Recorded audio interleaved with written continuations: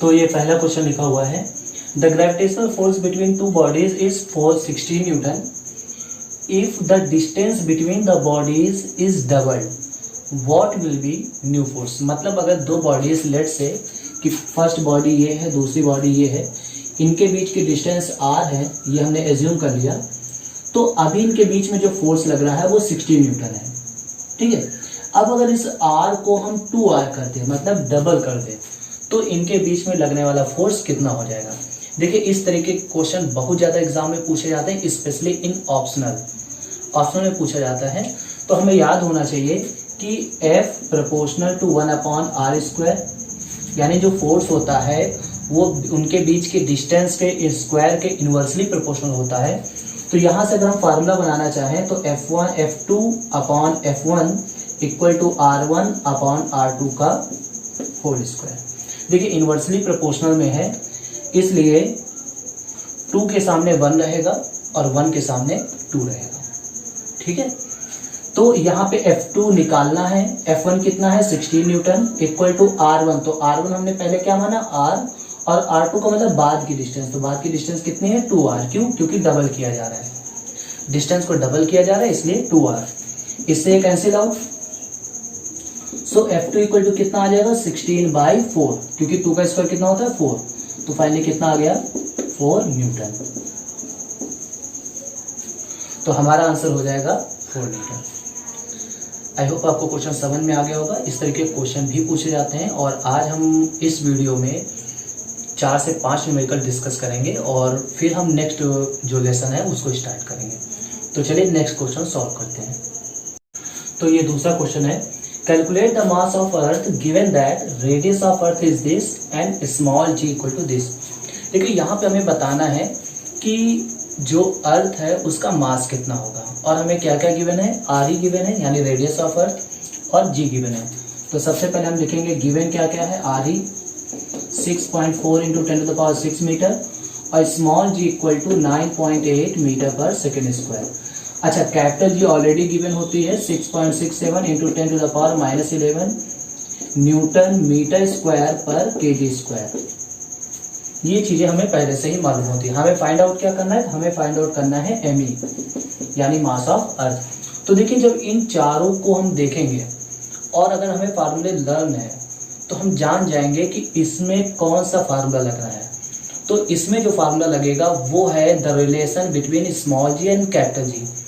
इससे पहले वाले वीडियो में हमने इस चीज़ को बताया था। अगर आपने वो वीडियो नहीं देखा है तो प्लेलिस्ट पे जाके, हमारे प्लेलिस्ट जो वीडियो के प्लेलिस्ट बने हुए हैं वहाँ पे जाके आप देख सकते हैं।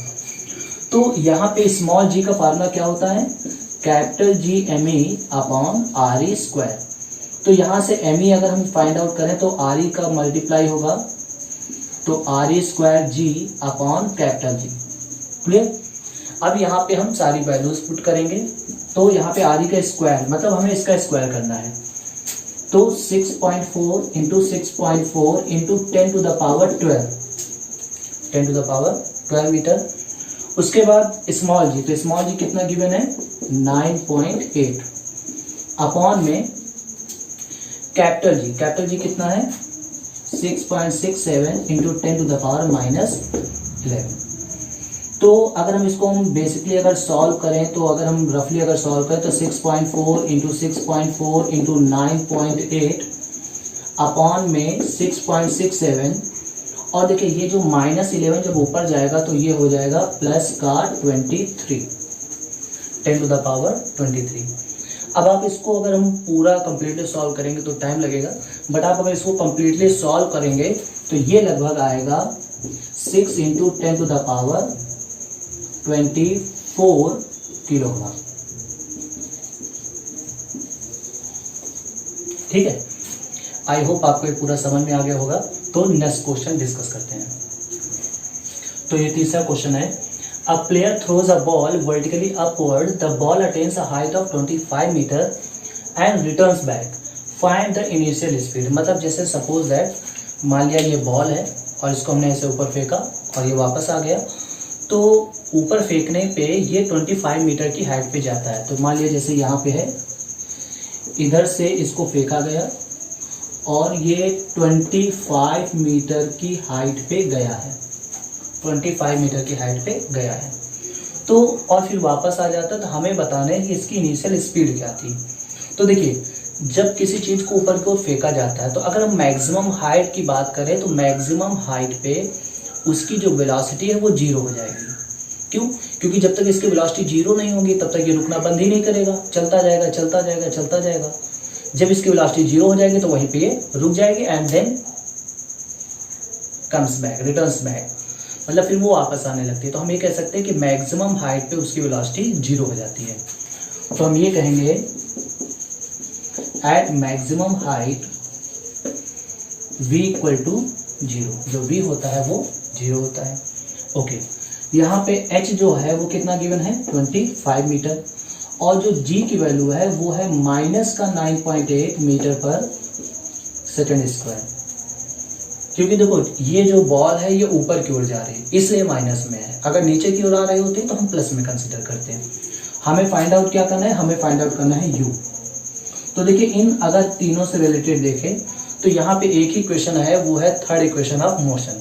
क्या है? तो यहाँ पे लिखेंगे by third equation of motion क्या होता है, v square equal to u square minus 2gh।